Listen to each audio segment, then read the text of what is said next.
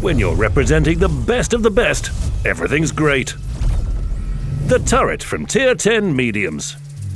Spaced armor from outstanding British heavies. The Top Gun from the Centurion. The Rolls-Royce engine, Britain's finest. And of course, manners and sense of style. At Tier 8, the Caernarvon Action X looks like the pride of a nation from the land of hope and glory. But what's behind the beautiful facade? Well, let's get under the hood.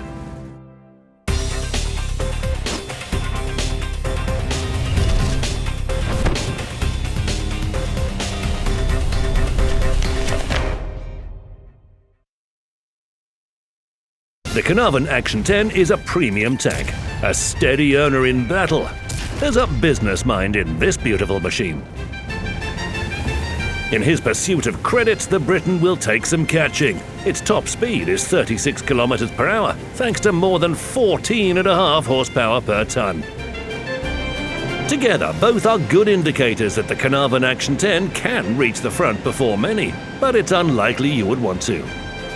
This tank isn't about a stiff upper lip, it's about knowing your vehicle. The upper frontal armour is a mere 130mm and the sides, 50. The upper plate is angled, but will often be penetrated even by the tanks of Tier 8. And Tiers 9 and 10 will always penetrate. If they strike the ammo rack, well, it's over before it's even begun. You can retreat, but the speed, while good for a heavy, leaves much to be desired when falling back.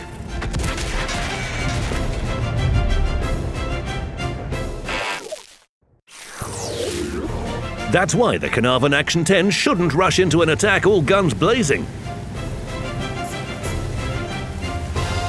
The Brit may look nice on the outside, but he knows when to get his hands dirty. Seeing is believing. This is where its turret comes in handy.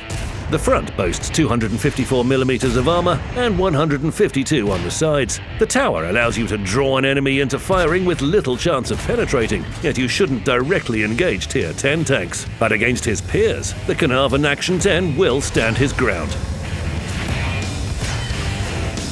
During the game, taking cover and peeking from behind a hill is still fun. Almost anything ricochets from the peak over the gun. The spaced armor allows you to pay less attention to lower-level tanks with heat and HESH shells. The turret comes complete with a purely British gun. Depression angles of -10 degrees. It's certainly a pleasure to play with hills at your disposal. But its alpha is nothing to shout about. That's not a mistake. It really is 230 points of damage. In fact, it's the lowest among its peers. However, it's not about the size of the gun, it's about the penetration. 226mm with an AP shell and 258 with APCR. Even better is its high accuracy, good aiming time, and reload of less than 6 seconds. The average damage per minute is second only to the standard Caernarvon at Tier 8, 2,339. Yet this is just the start. Put in vents, a gun rammer, and a vertical stabilizer. You think we're finished? Nope. With brothers in arms, pudding and tea, and voila! Suddenly we've added almost 30% more DPM at nearly 3,000. All of this combined makes the Caernarvon Action X unlike any classic heavy tank. Shoot, roll back, wait to reload, and repeat isn't his thing.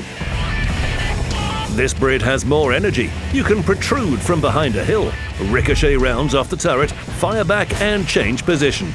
With its high accuracy, you can hit the target often, and with the high penetration, you'll deal damage. This will help you earn a steady stream of credits.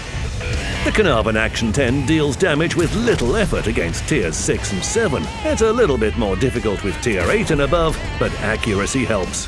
The Briton uses precise strikes, so that you can target the commander's hatch or the driver's locale with enviable regularity. Let's talk about the rate of fire. While the big and slow Oh-Ho shoots at Caernarvon Action X once, the Briton will have time to fire off 3, that's right, 3 times. If you take a hit by the 3rd time you fire, the Japanese will be going right back to the garage. Surprisingly, the same can be done with the autoloaders if you approach them tactically. Wait for the AMX 5100 to fire at an ally, then join the fight. Yes, the Briton will also take damage, but while the Frenchman is reloading, you can relax and have fun.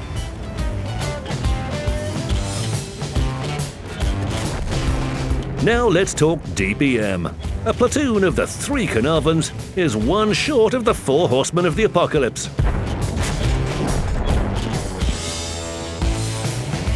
Accuracy and stabilization allow you to hit moving targets. You shouldn't aim at the silhouette, but at certain parts of the tank. At the chassis, at a forward or rear sprocket wheel. This way you have more of a chance to destroy a track. A quick-firing Brit, well, that's especially nice. The enemy doesn't have time to restore their tracks. They will just be destroyed again and again, until the enemy is no more. He doesn't do it because he's an altruist. You get XP and credit for helping your fellow allies. And his best skill of all is taking shelter after unleashing damage. The Briton shoots and drives off before enemies can respond. By targeting modules, he can do so much more than 230 damage. Causing fires and ammo racking enemies is especially advantageous when you want to improve your income.